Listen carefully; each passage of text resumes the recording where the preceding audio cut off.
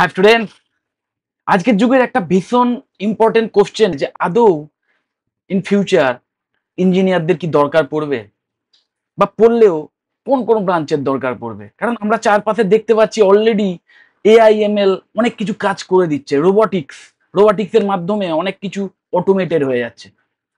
তো আলটিমেটলি হাতে হাতে স্মার্টফোন, বাড়িতে বিভিন্ন স্মার্ট গ্যাজেট, বিভিন্ন উন্নত মানের পরিবহন ব্যবস্থা, এই সমস্ত দেখে অনেকের মধ্যেই এই চিন্তাটাও এসে যাচ্ছে যে ইন ফিউচার আর কি ইঞ্জিনিয়ারদের দরকার পড়বে। আমরা তো ভীষণ উন্নত হয়ে গেছি, আমরা অলরেডি ভীষণ অ্যাডভান্সড, এরপরে আর কি অ্যাডভান্সমেন্ট হতে পারে, বা আদৌ হওয়ার কি দরকার হচ্ছে। আমরা তো সভ্যতার শিখরে পৌঁছে গেছি অলরেডি। সো এইটা যদি তোমাদের প্রশ্ন হয়ে থাকে এবং যথেষ্ট স্কেপটিক্যাল হয়ে থাকো যে কোন ব্রাঞ্চ নিয়ে ইঞ্জিনিয়ারিং করব বা ইঞ্জিনিয়ারিং আদৌ করবো কিনা, কারণ ইঞ্জিনিয়ারিং করার পর 4 বছর সময় লাগবে আলটিমেটলি কোর্স কমপ্লিট হতে, এবং 4 বছর পরে অনেকেই প্রেডিক্ট করছে যে অনেক কিছুই চেঞ্জ হয়ে যাবে, আরো মানে অ্যাডভান্সমেন্ট এসে যাবে, এবং এমন অনেক কেরিয়ার আছে বা এমন অনেক ইভেন ইঞ্জিনিয়ারিং ফিল্ডেও এমন অনেক ফিল্ড আছে বা ব্রাঞ্চ আছে যেগুলো ভবিষ্যতে হয়তো অবসলিট হয়ে যাবে, যেগুলোর আর কোনো মানে প্রয়োজনই পড়বে না। তো আজকের এই ভিডিওতে তোমরা এই ব্যাপারটা নিয়ে একটা ক্লিয়ার কনসেপ্ট পাবে যে আদৌ ভবিষ্যতে ইঞ্জিনিয়ারদের প্রয়োজন পড়বে কিনা, বা পড়লেও কোন কোন ব্রাঞ্চগুলো স্পেশালি ভীষণ ইন ডিম্যান্ডে থাকবে। তো প্রথমেই যে প্রশ্নটা সবার মধ্যে আসে, আমাদের আর কি টেকনিক্যাল অ্যাডভান্সমেন্ট বাকি আছে এবং দরকারই বা কি। এই প্রশ্নটা যদি তোমাদের মনে আসে, এবং যেটা আসাটা উচিত, কারণ মাথায় রাখবে ওই অনেকেই এটাও ভাবতে পারে যে আমার দরকার কি বাবা, আমার তো জাস্ট নিজের কেরিয়ারটুকু মানে হয়ে মিটে গেলেই হলো, আমার অত ভবিষ্যতে সভ্যতা কোন জায়গায় পৌঁছবে বা আদৌ কতটা সভ্য হয়েছে এসব জানার দরকার কি।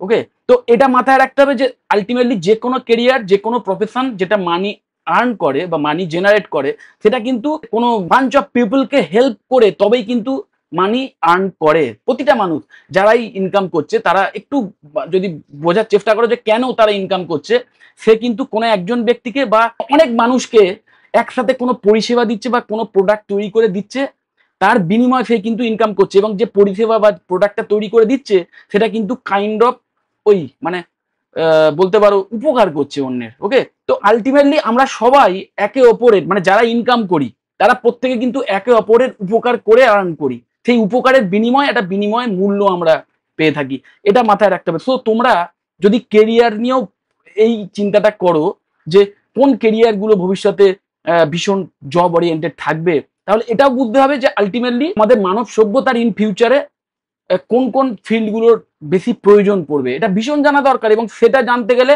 এটাও জানতে হবে যে অলরেডি আমরা সভ্যতার কোন স্টেজে আছি এবং ইন ফিউচার আরো অ্যাডভান্সমেন্টের দরকারটা কি আছে। তো সভ্যতার কোন স্টেজে আছি এটা শুনে অনেকের মনে হতে পারে যে এটা আবার কি কথা, সভ্যতার কোন স্টেজে আছি মানে। হ্যাঁ, একজন বিজ্ঞানী নিকোলাই কার্দাসেভ তিনি কিন্তু এক্স্যাক্টলি সভ্যতার মাপকাঠি একটা করে দিয়ে গেছিলেন। 3টে স্টেজ ছিল, সেই স্টেজ ওয়াইজ মানে উনি যে সিভিলাইজেশন অ্যাকচুয়ালি মানে সভ্যতা বা সিভিলাইজেশন যাই বলো, তো সেই 3টে স্টেজের সিভিলাইজেশন তিনি হাইপোথেটিক্যালি মানে ক্রিয়েট করেছিলেন। সেই স্টেজ ওয়ান যে সিভিলাইজেশন, সেই স্টেজ ওয়ানের সিভিলাইজেশনের মানুষরা কি করবে না, পৃথিবীতে আমাদের পৃথিবীতে যত এনার্জি আছে সেইগুলোকে ইউটিলাইজ করতে পারবে। স্টেজ টু এর যে সভ্যতা, তারা করবে কি, আমাদের সৌর জগতে মানে সূর্যের মধ্যে যতটা এনার্জি আছে সেই সমস্ত এনার্জি, বা সূর্য থেকে যতটা এনার্জি বেরোয় চারিদিকে, সেই সমস্ত এনার্জিকে ইউজ করার মতো অ্যাডভান্সমেন্ট বা টেকনিক্যাল অ্যাডভান্সমেন্ট হয়ে যাবে। এবং স্টেজ থ্রি সিভিলাইজেশনে যারা পৌঁছবে তারা কিনা আমাদের এই গ্যালাক্সির মধ্যে যত এনার্জি আছে সেই সমস্ত এনার্জিকে ইউটিলাইজ করার মতো ক্ষমতা কিন্তু পেয়ে যাবে স্টেজ থ্রি এর সভ্যতা। এবং আমরা এই মুহূর্তে কোন লেভেলে আছি না, স্টেজ ওয়ানের 0.73, মানে এখনো ওয়ানে পৌঁছতে 0.27 বাকি আছে। ওকে, তো 0.27 মানে কমপ্লিট করতে গেলে আমাদের কি করতে হবে না, পৃথিবীতে যত এনার্জি আছে, যত এনার্জি সোর্স পৃথিবীর মধ্যে থাকুক বা পৃথিবীতে এসে যেটুকু সানলাইট পড়ছে, ওকে, নিশ্চয়ই জানো আমাদের মহাকাশ থেকে যে বিভিন্ন এনার্জি আসে বা সূর্য থেকে যে রশ্মিগুলো পৃথিবীতে এসে পড়ে, এবং পৃথিবীর কোরেও প্রচুর এনার্জি আছে, নিশ্চয়ই জানো। প্রতিটা এনার্জি সোর্সকে সুন্দর করে ইউটিলাইজ করতে পারলে তবেই কিন্তু আমরা স্টেজ ওয়ান বা টাইপ ওয়ান সিভিলাইজেশন কমপ্লিট করেছি এটা বলা যাবে। এবং এই প্রশ্নের উত্তরটাও তোমাদের এখনই দিয়ে দিই যে কেন এই টেকনিক্যাল অ্যাডভান্সমেন্টের প্রয়োজন আছে। দেখো, আমরা ভাবছি যে আমরা ভীষণ উন্নত হয়ে গেছি, ভীষণ সভ্য হয়ে গেছি, অলরেডি সভ্যতার শিখরে পৌঁছে গেছি, আর কি দরকার, সবকিছু তো মানে হাতের বোতাম টিপলেই হয়ে যাচ্ছে, হাতের মোবাইলে, স্মার্ট মোবাইল থেকে শুরু করে সবকিছু অলরেডি স্মার্ট হয়ে গেছে, তো আর কি আর কিসের দরকার। দেখো, দরকার অনেক কিছু আছে, কারণ মাথায় রাখতে হবে আমরা কিন্তু এখনো ন্যাচারাল ডিজাস্টার সেগুলোকে এক্স্যাক্টলি প্রেডিক্ট করতে পারি না, কন্ট্রোল করা তো দূরের কথা। আমরা পৃথিবীতে যে ন্যাচারাল ডিজাস্টার গুলো হয়, যে বন্যা হোক বা সুনামি হোক, আর্থকুয়েক, বা বিভিন্ন জায়গায় ধরো ভলকানো ইরাপশন হলো, বা হিউজ একটা বৃষ্টির ফলে যে বন্যা হলো, এই সমস্ত যে কোনো মানে ন্যাচারাল ডিজাস্টার, সেটা কি আমরা এক্স্যাক্টলি আগে থেকে প্রেডিক্ট করতে পারি? এখনো পারি না, এবং সেটাকে কন্ট্রোল করতে পারি না। সেটাও কিন্তু করা সম্ভব হবে যদিও আমরা এই স্টেজ 1টা কমপ্লিট করতে পারি অ্যাকচুয়ালি। ওকে, তো এটার দরকার আছে না, নিশ্চয়ই বুঝতে পারছো, না হলে প্রতি বছর কত মানুষের প্রাণহানি হয় শুধু এই ন্যাচারাল ডিজাস্টার্স এর জন্য। তো এটার জন্য আমাদের এখনো অনেক টেকনিক্যালি অ্যাডভান্স হতে হবে। এবং নিশ্চয়ই তোমরা জানো যে অনেক মানুষ এখনো এমন আছে আমাদের পুরো এই পৃথিবীতে, যে মানে যারা হয়তো উইদাউট ইলেকট্রিসিটি মানে তারা বাঁচছেন, এবং ইভেন ফ্রেশ ওয়াটার, তাদের পানীয় জল পর্যন্ত তারা পায় না। তো এই সমস্ত ব্যাপারগুলো থেকে আমাদের নিজেদের বাঁচাতে, আমাদের মানব প্রজন্মকে বাঁচাতে আমাদের অ্যাডভান্স হতেই হবে, না হলে খুব শিগগিরই, নিশ্চয়ই তোমরা শুনেছো অলরেডি, যে এমন অনেক এরকম ন্যাচারাল ডিজাস্টার ভবিষ্যতে আরো বাড়তে পারে, যার ফলে হয়তো মানব সভ্যতাই হয়তো বিলুপ্ত হয়ে যেতে পারে। এটা নিশ্চয়ই তোমরা অলরেডি শুনেছো। তো বুঝতেই পারছো কতটা টেকনিক্যালি অ্যাডভান্স আমাদের হতে হবে। এবং এটা শুধু টাইপ 1 সিভিলাইজেশনের কথা গেল, এরপরে টাইপ 2তেও আমাদের যেতে হবে, এই কারণে যে হয়তো পৃথিবীর যে ন্যাচারাল ডিজাস্টার সেগুলোকে আমরা কন্ট্রোল করতে পারলাম, এক্স্যাক্টলি প্রেডিক্ট করতে পারলাম যে কবে কোন সময় কোন জায়গাতে আর্থকুয়েক হতে পারে, এবং যদি হয় একদম এক্স্যাক্টলি একটা সুইচ টিপে হয়তো সেই আর্থকুয়েকের যে সম্ভাবনা সেটাকেও হয়তো বন্ধ করে দেওয়া গেল, মানে সোজা কথা প্রিভেন্ট করে দেওয়া গেল। তো এটা করলে তো অবশ্যই পৃথিবীর মধ্যে যে সমস্ত ন্যাচারাল ডিজাস্টার হতে পারে সেটাকে আমরা আটকাতে পারি। কিন্তু মহাকাশ থেকে যদি একটা বড় উল্কাপিণ্ড চলে আসে, সেটা থেকে বাঁচার জন্য, বা নিশ্চয়ই তোমরা জানো যে অলরেডি যে সূর্যের যে গামা রে কন্টিনিউ পৃথিবীকে আক্রমণ করে চলেছে, এবং যখন তখন এই মহাজাগতিক বিভিন্ন কারণেও কিন্তু পৃথিবী ধ্বংস হয়ে যেতে পারে। তো সেইখান থেকে পৃথিবীকে রক্ষা করার জন্য কিন্তু আমাদের এই স্টেজ 2তে যেতে হবে, এবং তারপরে গ্যালাকটিক যে ক্যাওস থেকে আমাদের মানব সভ্যতা ধ্বংস হতে পারে সেটাকেও প্রিভেন্ট করার জন্য স্টেজ 3তে যেতে হবে। তো স্টেজ 2তে যাওয়া বা স্টেজ 3তে যাওয়াটা অনেক পরের ব্যাপার। তো আলটিমেটলি এই স্টেজ 1টা যদি আমরা অ্যাটলিস্ট কমপ্লিট করতে পারি, তাহলেও কিন্তু পৃথিবী অনেক বেশি বাসযোগ্য, অনেক বেশি সাস্টেনেবল, মানুষের যে প্রজন্ম সেটা আরো অনেক দিন বাঁচতে পারবে সুস্থভাবে। ওকে, তো আলটিমেটলি বুঝতেই পারছো বিভিন্ন কারণে মানব প্রজাতি কিন্তু কন্টিনিউয়াস চ্যালেঞ্জের মুখে আছে নিজের সার্ভাইভালের জন্য। সো এটা কোনো ফ্যাসিনেশন নয় অ্যাডভান্স হওয়াটা, এমন ভাবাটাও ঠিক নয় যে আর এতটা অ্যাডভান্স হয়ে গেছি, আর অ্যাডভান্স হয়ে কি হবে, সিভিলাইজেশন আর উন্নতির দরকার নেই, যা হয়ে গেছে হয়ে গেছে, আর বেশি আরাম করে কি হবে। আরামের জন্য নয়, এটা লাক্সারি নয়, এটা নিড অফ দ্য আওয়ার।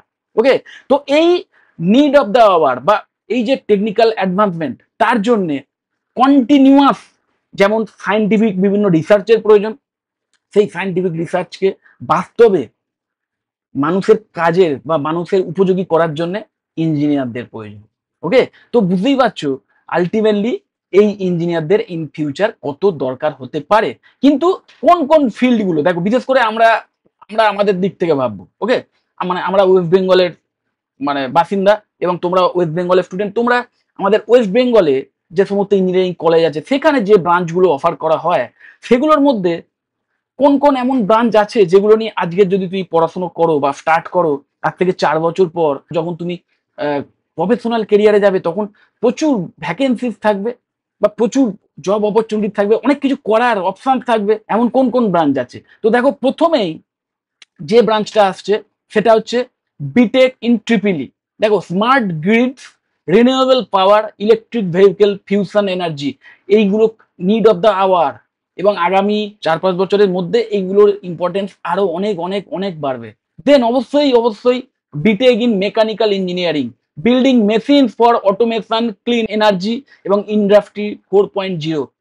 এর জন্য কিন্তু মেকানিক্যাল ইঞ্জিনিয়ারদের দরকার পড়বে, কিন্তু ওই ট্র্যাডিশনাল মেকানিক্যাল ইঞ্জিনিয়ারিং এর কোর্স যে সমস্ত কলেজে অফার করা হয় সেইগুলো নয়। মেকানিক্যাল ইঞ্জিনিয়ারিং এর সাথে ইলেকট্রনিক্স এবং তার সাথে এআইএমএল জুড়ে গিয়ে মেকাট্রনিক্সের জন্ম নিয়েছে বা রোবোটিক্সের জন্ম নিয়েছে। তো এমন বিটেক ইন মেকানিক্যাল ইঞ্জিনিয়ারিং কোর্সে অ্যাডমিশন নাও যে কোর্সের স্ট্রাকচারে বা যে কোর্সের সিলেবাস একদম মানে মডিফাইড, একদম ফিউচারিস্টিক, সেই সিলেবাস, সেই অ্যাডভান্স সিলেবাস ফলো করা হয় এমন কলেজে অ্যাডমিশন নাও। ওকে, দেন অবশ্যই অবশ্যই বিটেক ইন সিএসি, কারণ দেখো আলটিমেটলি এআইএমএল, রোবোটিক্স, দেন ক্লাউড কম্পিউটিং, এই সমস্ত কিছুই কিন্তু আলটিমেটলি এই কম্পিউটার সায়েন্স অ্যান্ড ইঞ্জিনিয়ারিং এরই পার্ট বলতে পারো, সাব ফিল্ড বলতে পারো।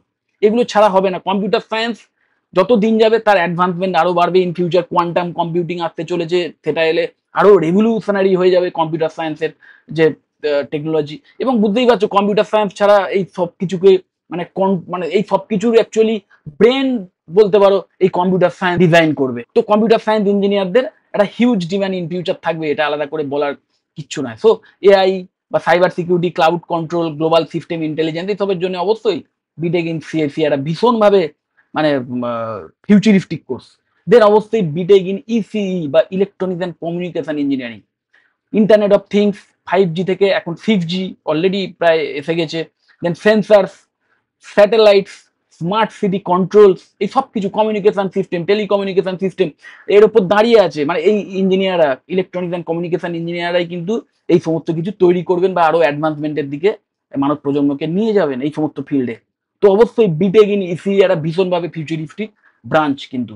ওকে, দেন অবশ্যই এবং অবশ্যই BTech in civil, designing smart climate resilient infrastructure for earth 2.0। একদম ওই আমাদের স্টেজ 2 সিভিলাইজেশনে উন্নীত হতে গেলে প্রচুর মানে অ্যাডভান্স লেভেলের সিভিল ইঞ্জিনিয়ারদের দরকার, আপ টু ডেটেড সিভিল ইঞ্জিনিয়ারদের দরকার, স্মার্ট সিভিল ইঞ্জিনিয়ারদের দরকার। তো অবশ্যই ট্র্যাডিশনাল ওয়েতে যে সিভিল ইঞ্জিনিয়ারিং এর মানে কোর্স ডিজাইন করা আছে সেটা নয়, মডিফাইড যে সিভিল ইঞ্জিনিয়ারিং কোর্স, যে সমস্ত কলেজ এই মডিফাইড সিলেবাস ফলো করে, যেগুলো কিনা ফিউচারিস্টিক, যেগুলো ইন ফিউচার ডিমান্ড আছে। নিশ্চয়ই তোমরা জানো যে এখন এমন ব্রিজ পর্যন্ত ডিজাইন হতে চলেছে যে ব্রিজের মধ্যে যে ফাটল, যদি কোনো ফাটল আছে সেটাও কিনা অটোমেটিক্যালি সেটা ডিটেক্ট হয়ে যাবে এবং সেই ব্রিজ নিজেই নিজেকে রিপেয়ার করে ফেলতে পারবে। এইরকম লেভেলের কিন্তু ইঞ্জিনিয়ারিং আসছে এবং সেটাতেও কিন্তু এই সিভিল ইঞ্জিনিয়ারদের অবদান থাকবে। এমন মানে স্মার্ট সিটি তৈরি হবে যে স্মার্ট সিটি পরিবেশকে কোনো ক্ষতি করবে না। পরিবেশ নিশ্চয়ই তোমরা জানো আজকে একটা জায়গায় সিটি করতে গেলে বা একটা বাড়ি ঘরদোর করতে গেলেও প্রচুর গাছপালা ধ্বংস করে, নষ্ট করে, পরিবেশকে নষ্ট করে সেখানে আলটিমেটলি হয়তো বাড়ি ঘরদোর বা বিল্ডিং তৈরি হয়। কিন্তু স্মার্ট প্ল্যানিং আনতে হবে এবং সেই স্মার্ট প্ল্যানিং এর মাধ্যমে পরিবেশকে রক্ষা করে কিন্তু এই সমস্ত কনস্ট্রাকশন তৈরি করতে হবে, যার জন্য প্রচুর এই স্মার্ট সিভিল ইঞ্জিনিয়ারদের প্রয়োজন। তো অবশ্যই বিটেক ইন সিভিল কিন্তু ইন ফিউচারিস্টিক, ভীষণভাবে ফিউচারিস্টিক একটি বিটেক ব্রাঞ্চ। তো অবশ্যই তোমরা এই যে 5টা ব্রাঞ্চ দেখো, এই BTech in triple E, ME, CSE, ECE এবং সিভিল, এই 5টা ব্রাঞ্চই কিন্তু আমাদের ওয়েস্ট বেঙ্গলের ম্যাক্সিমাম কলেজেই এই 5টা ব্রাঞ্চ করানো হয়। ম্যাক্সিমাম কলেজেই কিছু না কিছু কমন পেয়েই যাবে। সিএসি তো সব জায়গাতেই পাবে, হয়তো ট্রিপলিটা খুব সিলেক্টেড কিছু কলেজে অফার করা হয়, কিন্তু বাকি 4টে কোর্সই কিন্তু ম্যাক্সিমাম কলেজগুলোতেই পেয়ে যাবে। তো অবশ্যই তোমরা সেই কলেজগুলোতে যখন অ্যাডমিশন নেবে এই কোর্সগুলোতে, শুধু এটাই দেখে নেবে যে সেই কলেজ যে সিলেবাস ফলো করছে সেই সিলেবাসটা আপ টু ডেটেড কিনা, মানে এআই ইন্টিগ্রেটেড কোর্স তারা অফার করছে কিনা, সোজা হিসাব এআই ইন্টিগ্রেটেড কোর্স। তো আজকে তোমরা যদি একজন ভালো ইঞ্জিনিয়ার হতে চাও এবং ভালো কেরিয়ার ইন ফিউচার তৈরি করতে চাও, মানে শুধু যদি নিজেরটাই ভাবো, নিজের কেরিয়ারের কথাই ভাবো, সেদিক থেকেও আমি বলবো যে এই 5টার মধ্যে যে কোনো একটা চয়েস করো, যেটা সিলেবাস তোমার বেশ ইন্টারেস্টিং লাগবে সেই টাইপের একটা মানে বিটেক কোর্স চয়েস করো, করে এরকম এমন কলেজ চয়েস করো যেখানে একদম up to dated syllabus follow করা হচ্ছে, সেরকম কলেজে অ্যাডমিশন নাও, 4টে বছর পড়াশুনো করো। আলটিমেটলি প্লেসমেন্টের সুযোগও প্রচুর পাবে এবং তারপরে যদি মনে হয় যে না আমি আরো পড়াশোনা করবো, আরো ফার্দার স্টাডিজ করবো, সেক্ষেত্রে এমএস বা এমটেক করতে পারো কোনো স্পেশালাইজড ফিল্ড নিয়ে। তো হায়ার স্টাডিজেরও যেমন প্রচুর অপশন পাবে এবং তারপরে ইন ফিউচার যদি মনে হয় যে আমি রিসার্চ সায়েন্টিস্ট হতে চাই, কারণ নিশ্চয়ই জানো যে এই সমস্ত ফিল্ডে আরো অনেক অ্যাডভান্সমেন্টের দরকার এবং আরো অনেক ফাইন্ডিংসের দরকার, আরো অনেক ইনোভেটিভ আইডিয়াস দরকার এবং সেই ইনোভেশনের জন্য কিন্তু আলটিমেটলি রিসার্চ ওয়ার্কেরও প্রয়োজন আছে। সেই রিসার্চ সায়েন্টিস্ট হওয়ার জন্য তোমাদের কিন্তু best of the best stepping stone হতে পারে এই কোর্সগুলো। ওকে, তো যাই হোক, যদি এই কোর্সগুলো নিয়ে আরো এক্সট্রা কিছু আমার থেকে জানতে চাও, বা এই বিটেকের অন্য কোনো ব্রাঞ্চ নিয়ে এক্সাক্ট জানতে চাও যে এই বিটেক ব্রাঞ্চ ইন ফিউচার মানে জব ওরিয়েন্টেড থাকবে কি থাকবে না, এবং অবশ্যই যদি এই কোর্সগুলো আমাদের ওয়েস্ট বেঙ্গলের কোন কোন প্রাইভেট কলেজে বেশ অ্যাফোর্ডেবল ফিদের বিনিময়ে ভালো করে পড়ানো হয় এবং up to dated syllabus follow করা হয়, কমপ্লিট প্লেসমেন্টের সাপোর্ট দেওয়া হয়, এই সমস্ত বিষয় যদি আমার থেকে কিছু জানতে চাও তাহলেও অবশ্যই আমাকে কল বা হোয়াটসঅ্যাপ করতে পারো। আমার কন্ট্যাক্ট ডিটেলস নিচেই স্ক্রল করছে। যদি মনে হয় ভিডিওটা হেল্পফুল অবশ্যই লাইক করে, চ্যানেলে যদি সাবস্ক্রাইব না করে থাকো এক্ষুনি সাবস্ক্রাইব করো, আর এই ভিডিওটা যতটা পারো শেয়ার করে দিও। টাটা।